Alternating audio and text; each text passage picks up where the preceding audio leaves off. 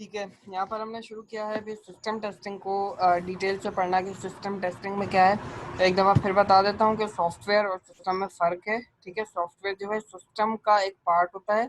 System आपकी full चीज़ का नाम है जिसके अंदर आपका हार्डवेयर भी इन्वॉल्व है, जिसमें आपके यूजर्स भी इन्वॉल्व है और सॉफ्टवेयर भी इन्वॉल्व है। ठीक है, अब सिस्टम टेस्टिंग के अंदर आप डिफरेंट आपके पास टाइप्स इसके अवेलेबल हैं, जैसे रिकवरी टेस्टिंग है, सिक्योरिटी टेस्टिंग है, स्ट्रेस टेस्टिंग है, परफॉर्मेंस और डिप्लॉयमेंट।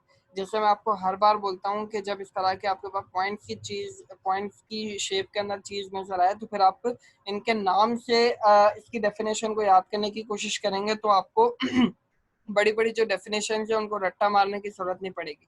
तो मैं इनको अभी एक एक करके एक्सप्लेन कर देता हूँ। इनके लफ्जों में ही यानी इनके नाम के अंदर ही पूरी पूरी इनकी डेफिनेशन मौजूद है। अगर आप इस लफ्ज को देखेंगे रिकवरी टेस्टिंग, तो उससे आपको पता चल रहा है कि ऐसी टेस्टिंग जो आपको रिकवर करने में मदद करे आपका जो डेटा लॉस होगा।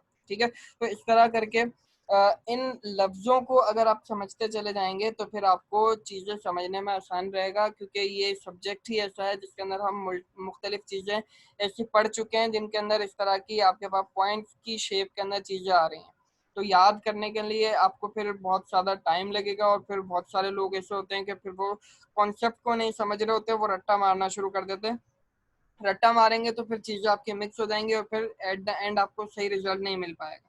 तो इसीलिए मैं आपको बार बार कहता हूँ कि आप पॉइंट्स की फॉर्म के अंदर अपने कॉन्सेप्ट को दिमाग में रखें और जो कुछ आपने समझा है उसको अपने अल्फाज के अंदर लिखेंगे, वो ज़्यादा बेहतर रहेगा। ठीक है, तो रट्टा मारने की ज़रूरत नहीं है। हम इनको शुरू करते हैं। पहली जो टेस्टिंग हमारे पास है रिकवरी टेस्टिंग। इसके अंदर क्या होता है कि recovery testing is a system test that forces the system to fail in a variety of ways. Recovery testing के अंदर आप ये कर रहे होते हैं कि आप अपने सिस्टम को जानबूझकर ऐसी कंडीशन में डालते हैं जिसके अंदर आकर वो फेल हो जाए। ठीक है, ऑब्वियसली आप डेवलपर हैं तो आपको पता होगा कि सिस्टम को फेल किस तरह करना है, सिस्टम के क्या क्या वीक पॉइंट्स है, क्या क्या उसके अच्छे पॉइंट्स हैं। तो रिकवरी टेस्टिंग के अंदर आप क्या चेक करते हैं कि आपने कोशिश ये करनी होती है कि आप सिस्टम को किसी तरह फेल करें, यानी आप उसको ऐसी कंडीशन में लेकर चले जाएं जहां पर सिस्टम काम करना बंद कर देगा और फिर वेरीफाई करें कि रिकवरी इज प्रॉपरली परफॉर्म्ड, के डेटा जो है आपका रिकवर हो पा रहा है या नहीं हो पा रहा है। यानी ऐसा तो नहीं है कि अगर सिस्टम आपका फेल हो रहा है तो आपका तमाम का तमाम डेटा ही उसके साथ खत्म हो जाए। ठीक है, ऐसा नहीं होना चाहिए, बल्कि अगर किसी भी वजह से आपका सिस्टम फेल हो जाता है तो उसका जो डेटा है वो रिकवर हो जाना चाहिए, उसका एक बैकअप बन जाना चाहिए। ऐसा नहीं हो कि आपका सिस्टम तो फेल हुआ ही है, उसके साथ साथ आपका तमाम का तमाम डेटा भी चला गया। अगर 1 साल 2 साल चलने के बाद आपका डेटा, तमाम का तमाम डेटा आपके सिस्टम में से रेज हो जाता है, वो पूरा का पूरा खत्म हो जाता है और उसको रिकवर करने का कोई मैकेनिज्म आपके पास नहीं है, तो क्या होगा कि वो जो 1 साल और 2 साल का डेटा यानी वो जो मेहनत थी पूरी की पूरी, वो पूरी की पूरी खत्म हो जाएगी। इसीलिए रिकवरी टेस्टिंग के अंदर आप ये करते हैं कि आप ये कोशिश करते हैं कि आप अपने सिस्टम को फेल करें। आपके पास पॉसिबल तरीके होंगे, जब आप डेवलपमेंट फेज के अंदर जाएंगे तो आप ये समझ जाएंगे कि फेल किस तरह किया जाता है सॉफ्टवेयर को। तो ये डिपेंड करता है हर सॉफ्टवेयर टू सॉफ्टवेयर, इसके फिर डिफरेंट तरीके होते हैं। अगर आप वेब पर काम कर रहे हैं तो उसके अलग तरीके होंगे कि किस तरह आप एक वेबसाइट, अब अच्छा आप डेटाबेस पढ़ चुके हैं, ठीक है। अब वेबसाइट का जितना भी डेटा होता है वो सारा का सारा अब डेटाबेस के अंदर सेव करता है। ठीक है, अब कंसिडर करें कि किसी वजह से आपकी साइट जो है वो बंद हो जाती है, यानी उसका डोमेन खराब हो जाता है या उसकी होस्टिंग वगैरह खराब हो जाती है। तो हो कि आपकी वेबसाइट अगर बंद हो रही है तो उसकी वजह से आपके डेटाबेस का डेटा ही इरेज हो जाए। ठीक है, इस तरह की चीज की यहाँ पर बात हो रही है, रिकवरी टेस्टिंग की बात हो रही है। या ये भी पॉसिबिलिटी है कि अगर आपकी साइट जो है हैक हो जाती है, हैक होने के ऊपर आपके डेटाबेस के ऊपर भी फर्क पड़ता है। ठीक है ना, ये चीज ध्यान में रखिएगा। जब आपकी साइट हैक होती है तो उसका जो फ्रंट एंड है वो तो जाता ही जाता है, उसके डोमेन के ऊपर भी फर्क पड़ता है और उसका जो डेटाबेस होता है वो भी आपके हैकर के कंट्रोल के अंदर होता है। तो अगर इस तरह की सिचुएशन आपके पास हो जाती है तो फिर आपके पास रिकवरी मैकेनिज्म होने चाहिए, आपके पास बैकअप टाइम टू टाइम बनते रहने चाहिए, जिनकी वजह से आपके डेटाबेस के अंदर जो डेटा मौजूद है उसको आप बाद में रिकवर करके दोबारा से इस्तेमाल कर सकें। ठीक है, तो रिकवरी टेस्टिंग के अंदर आप क्या कर रहे होते हैं, आप अपने सिस्टम को फोर्स करते हैं कि वो फेल हो। ठीक है। फोर्स हम क्यों कर रहे हैं सिस्टम को फेल करने की कि रियल टाइम के अंदर जब आपका सिस्टम चलते चलते किसी भी वजह से फेल होता है तो उस उस सिनेरियो को यहाँ पर आप खुद से रिफ्लेक्ट करेंगे जब आप डेवलपमेंट प्रोसेस में उस वक्त ये वाला सिनेरियो कि आपका सिस्टम फेल हो रहा है रियल टाइम में, उस सिनेरियो को आप यहाँ पर रिफ्लेक्ट करेंगे टेस्टिंग के टाइम पर कि अगर हमारा सिस्टम फेल होता है तो हम कितना डेटा रिकवर कर पाते हैं। ठीक है, तो ये पूरा का पूरा स्टेप आपका रिकवरी टेस्टिंग है। होपफुली समझ में आ गया होगा कि रिकवरी टेस्टिंग इसके नाम के अंदर ही बात पूरी यहाँ पर एक्सप्लेन की गई है कि आप अपने डेटा को रिकवर किस तरह रिकवर कर पा रहे हैं या नहीं कर पा रहे, इस तरह की टेस्टिंग को आप रिकवरी टेस्टिंग कह रहे हैं। उसके बाद आ जाते हैं सिक्योरिटी टेस्टिंग के अंदर। Security testing attempts to verify that protection mechanism built into a system in fact protected from improper penetration। improper penetration का मतलब होता है कि जबरदस्ती आपके सिस्टम के अंदर कोई घुस जाए।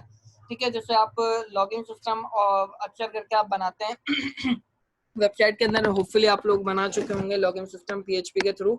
तो अगर आप वो लॉगिन सिस्टम बना रहे हैं तो आप पर कुछ सिक्योरिटी मैकेनिज्म्स रखने हैं ताकि कोई भी बंदा जिसके पास यूजर नेम पासवर्ड नहीं है उसके अलावा कुछ बंदे आपके सिस्टम के अंदर लॉगिन ना हो सके।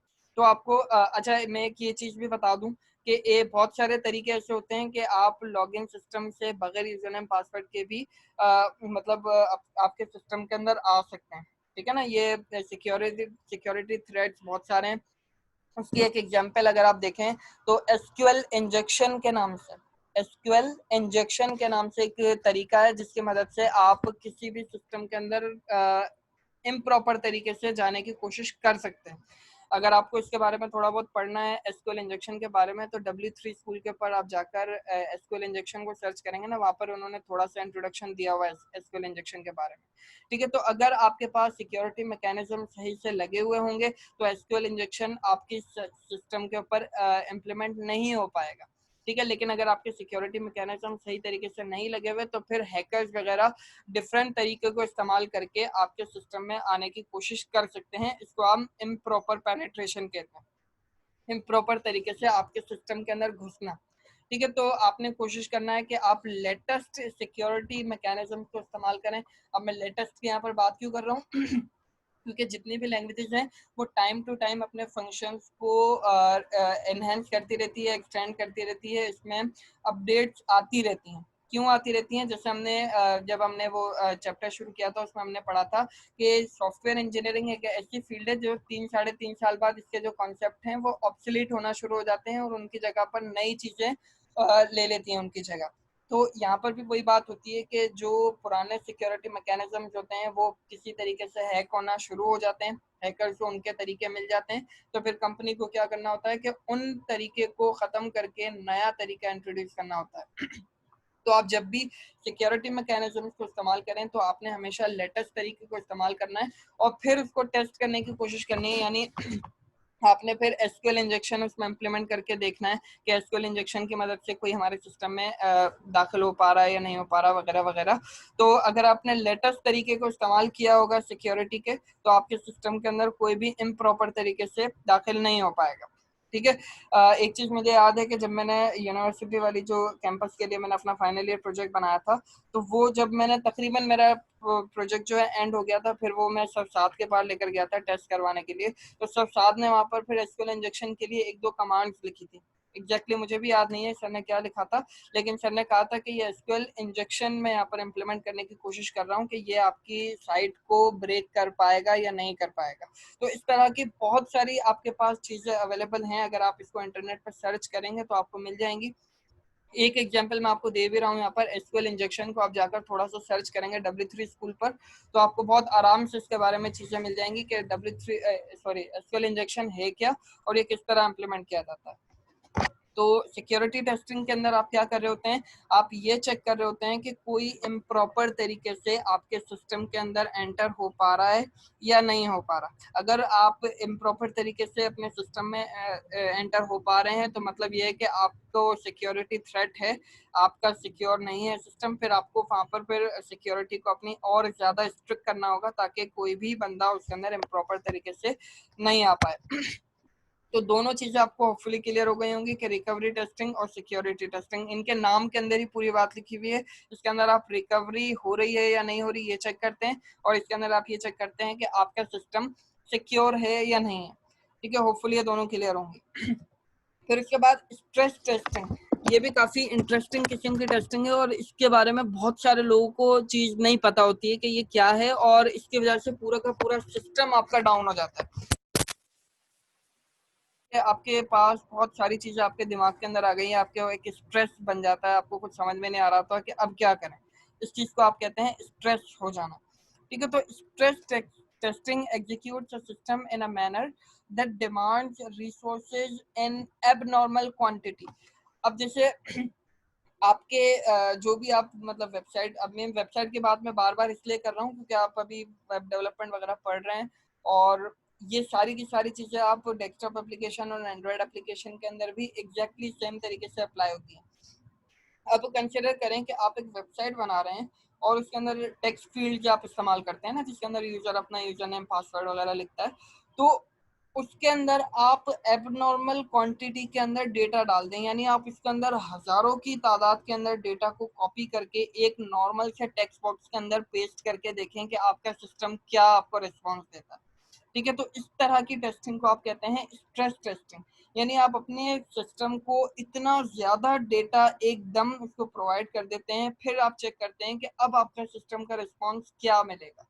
ठीक है, तो जब मैंने सर साथ को अपनी साइट चेक करवाई थी, तो उन्होंने एसक्यूएल इंजेक्शन भी वहाँ पर इम्प्लीमेंट किया था, और बहुत सारा डेटा मेरे जो लॉगिन वाला यूजर नेम पासवर्ड होता है इन दोनों फील्ड्स के अंदर उन्होंने बहुत सारा डेटा एक साथ कॉपी करके फिर लॉगिन करने की कोशिश की थी कि अब आपका सिस्टम क्या करता है। अगर आपका सिस्टम सही तरीके से डेवलप किया गया है, उसके अंदर लेटेस्ट सिक्योरिटी मैकेनिज्म्स वगैरह मौजूद हैं, तो फिर वो इतने बड़े डेटा को आराम से हैंडल कर लेगा। अगर सिक्योरिटी मैकेनिज्म आपके सही यूज नहीं किए गए हैं, तो क्या होगा, इतना सारा डेटा जब उसको मिलेगा, यानी इसके ऊपर स्ट्रेस आप बहुत ज्यादा बढ़ा देंगे आपके सिस्टम पर, तो आपका सिस्टम डाउन हो जाएगा ऑटोमेटिकली, आपका सिस्टम काम करना बिल्कुल बंद कर देगा।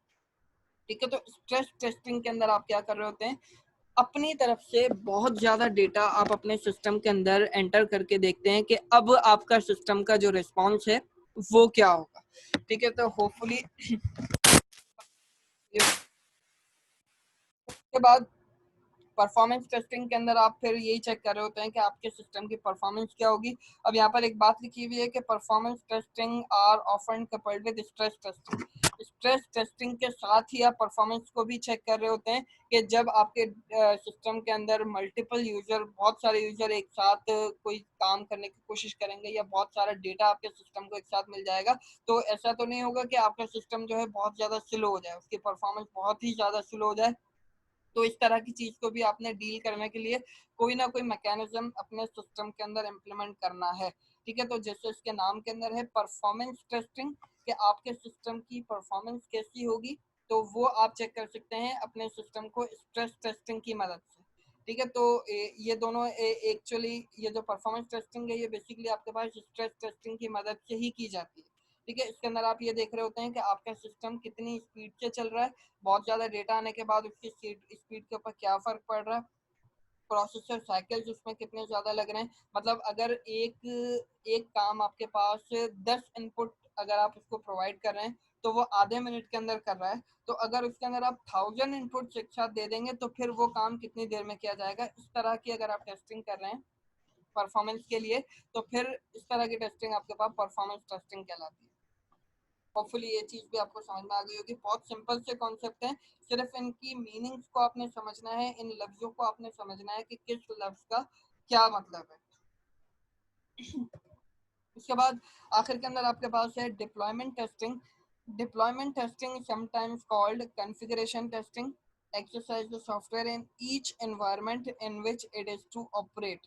अब डिप्लॉयमेंट टेस्टिंग के अंदर आप ये चीजें चेक करते हैं। कॉन्फ़िगरेशन टेस्टिंग का मतलब ये है कि आप इसकी सेटिंग्स को चेक करेंगे कि वो जिस सिस्टम में इंस्टॉल होने वाला है उस सिस्टम के अंदर ही किस तरह इम्प्लीमेंट होगा। मुख्तलिफ चीज़ों के अंदर ना फिर काफ़ी प्रॉब्लम्स होती हैं। जैसे एक सॉफ्टवेयर आपने डेवलप किया है, उस सॉफ्टवेयर को आप विंडोज 7 के ऊपर चलाएंगे, तो हो सकता है उसकी कॉन्फ़िगरेशन सेटिंग थोड़ी सी डिफरेंट हो। अगर आप इसको विंडोज 10 के ऊपर चला रहे हैं तो हो सकता है उसके लिए उसको बहुत ज़्यादा चीज़ें रिक्वायर ना हो, क्योंकि आप लेटेस्ट ऑपरेटिंग सिस्टम के ऊपर उसको चला रहे हैं। लेटेस्ट ऑपरेटिंग सिस्टम में ऑलरेडी बहुत सारी चीज़ें जैसे .NET का फ्रेमवर्क ऑलरेडी होता है, C++ की डायरेक्टरीज उसमें ऑलरेडी इंस्टॉल्ड होती हैं वगैरह वगैरह। तो कॉन्फ़िगरेशन टेस्टिंग आपके पास एनवायरनमेंट टू एनवायरनमेंट चेंज हो सकती है, तो आपने ये चीज़ भी चेक करनी है कि किस एनवायरनमेंट में आपके सिस्टम को क्या क्या चीज़ें रिक्वायर होंगी। अगर आप विंडोज़ के अलावा किसी और ऑपरेटिंग सिस्टम पर जा रहे हैं तो उस ऑपरेटिंग सिस्टम पर आपको किन किन चीज़ों की ज़रूरत होगी वगैरह वगैरह। इस तरह की जो टेस्टिंग है वो आपके पास डिप्लॉयमेंट टेस्टिंग की कैटेगरी के अंदर आती है। यहाँ पर देखिए लिखा हुआ है कि deployment testing examines all installation procedures and specialised installation software, जैसे कि इंस्टॉलर्स। अच्छा, इंस्टॉलर का कॉन्सेप्ट अभी आपको नहीं होगा कि अभी अगर आपने जावा में पता नहीं इंस्टॉलर बनाना सीखे हैं या नहीं सीखे, तो जब आप कोई डेस्कटॉप एप्लीकेशन वगैरह बनाते हैं तो उसके फिर इंस्टॉलर बनाने के भी ऑप्शन आपके पास होते हैं कि आप हाथ के हाथ उसको इंस्टॉलर की शेप के अंदर उसको बिल्ड करके अपने पास सेव कर लें, फिर उस इंस्टॉलर को आप दूसरे प्लेटफॉर्म पर ले जाकर यानी दूसरे डिवाइस पर या दूसरे ऑपरेटिंग सिस्टम पर ले जाकर चेक कर सकते हैं कि ये सिस्टम आपका सही से वर्क कर रहा है या नहीं कर रहा। तो डिप्लॉयमेंट टेस्टिंग के अंदर यही चीज़ हम चेक कर रहे होते हैं कि जो आपके इंस्टॉलेशन प्रोसीजर्स हैं या जो आपके इंस्टॉलेशन सॉफ्टवेयर हैं वो तमाम के तमाम आपके दूसरी तरह के डिवाइसेस के ऊपर या जो भी आपकी एक्सपेक्टेड डिवाइसेस होंगी जो आपका कस्टमर इस्तेमाल करेगा अपने सॉफ्टवेयर को रन करने के लिए, उनके ऊपर ये प्रॉपर तरीके से चल पा रहे हैं या नहीं चल पा रहे। अगर नहीं चल पा रहे हैं तो मतलब फिर आपको उसके अंदर थोड़ी बहुत चेंजेस वगैरह करने पड़ेंगी। तो ये इतना ज़्यादा मुश्किल नहीं होता डिप्लॉयमेंट। ये लोग पता नहीं क्यों इसको बहुत ज़्यादा मुश्किल समझ रहे होते हैं कि यार एक चीज़ मैंने अपने लैपटॉप में डेवलप की है और जब मैंने उसको दूसरे पीसी के अंदर यूज़ करने की कोशिश की तो फिर वो वहाँ पर सही तरीके से आउटपुट नहीं दिखा रहा। तो इस तरह की जो चीज़ें होती हैं ना, ये बहुत आराम से फिक्स हो जाती हैं, इसके लिए बहुत ज़्यादा मेहनत नहीं करनी पड़ती। लोग इसके अंदर बहुत ज़्यादा परेशान हो रहे होते हैं। ये बिल्ट इन फंक्शनैलिटीज़ होती हैं, ये बहुत क्लिक्स के अंदर ही समझ लीजिए ये आराम से हो जाती है। मैंने इस तरह के काम किए हैं C# के अंदर विजुअल स्टूडियो की मदद से, तो ये काम बड़ी आराम से मेरे पास हो गए थे कि मेरे लैपटॉप पे जो मैंने सॉफ्टवेयर डेवलप किया था वो कहीं और चल नहीं पा रहा था। तो मैंने इंटरनेट पर सर्च किया, 2-4 जगह पर ही मैंने पढ़ने के बाद मुझे चीज़ समझ में आ गई थी कि क्या इशू है, और वो बड़े आराम से फिर वो सॉल्व हो गया था। और फिर वो हर जगह पर किसी और डिवाइस पे जब मैंने रन करने की कोशिश की तो बहुत आराम से वो काम हो गया था। तो ये इतना ज़्यादा मुश्किल काम नहीं है, सिर्फ आपको समझने की ज़रूरत होती है कि कौन सा काम किस तरह होगा। तो ये पाँचों तरह की टेस्टिंग अभी आपको समझ में आ जानी चाहिए। दोबारा से मैं एक दफ़ा रिकॉल करवा देता हूँ। सिस्टम टेस्टिंग के अंदर आप ओवरऑल सिस्टम को कवर कर रहे होते हैं कि आपकी सिस्टम सही तरीके से प्रॉपर्ली वर्क कर रहा है या नहीं कर रहा। अब 5 तरह की सिस्टम टेस्टिंग आपके पास अवेलेबल है: रिकवरी, सिक्योरिटी, स्ट्रेस, परफॉर्मेंस और डिप्लॉयमेंट।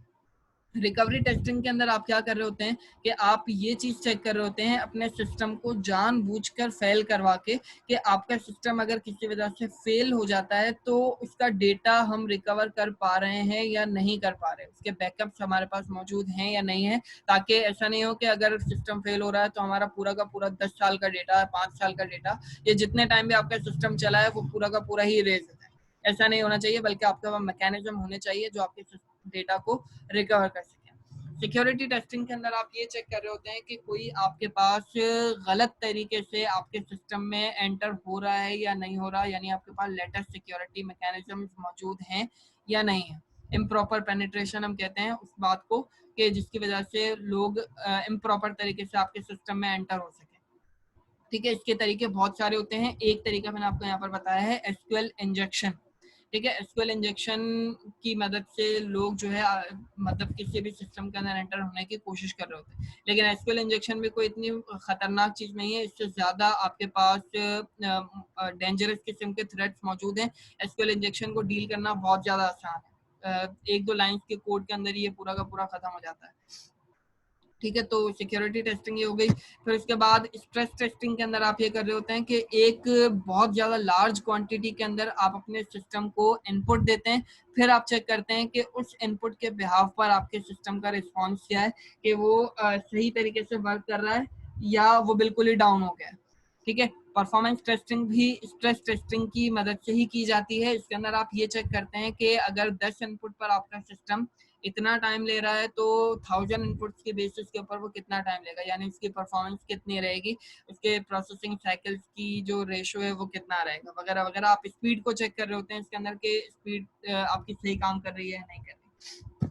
और लास्ट में आपके पास डिप्लॉयमेंट टेस्टिंग, इसके अंदर आप ये कर रहे होते हैं कि आप जो भी जिस भी डिवाइस के ऊपर आप अपनी चीज़ को इंस्टॉल करेंगे, यानी आपने अपना सॉफ्टवेयर एक फॉर एग्जांपल लैपटॉप पर बनाया है और वो आप विंडो 10 को यूज करते हुए आप बना रहे थे, ठीक है, फॉर सपोज, और आपका जो कस्टमर है वो विंडो 8 को या विंडो 7 को इस्तेमाल कर रहा है, तो फिर आपको ये टेस्ट करना होगा कि उसकी डिवाइस के ऊपर आपका बनाया हुआ यानी विंडो 10 को और आपके लैपटॉप के ऊपर बनाया हुआ जो सॉफ्टवेयर है वो उसकी डिवाइस के ऊपर सही तरीके से काम कर रहा है नहीं कर रहा, जो इंस्टॉलर आपने बनाया है वो उसके पास वर्क करेगा नहीं करेगा, वगैरह वगैरह। उसकी डिवाइस के ऊपर चलने के बाद उसको चीज़ें सही तरीके से नजर आएंगी या नहीं आएंगी, या चीज़ें मिक्सअप हो जाएंगी, क्योंकि जो लैपटॉप की स्क्रीन होती है और अगर हम कंप्यूटर स्क्रीन की यानी नॉर्मल एलसीडी की बात करें जो नॉर्मल हम पीसी के अंदर यूज करते हैं, उनके अंदर फर्क होता है, ठीक है, तो इस वजह से भी फिर चीज़ें थोड़ी सी खराब हो जाती हैं।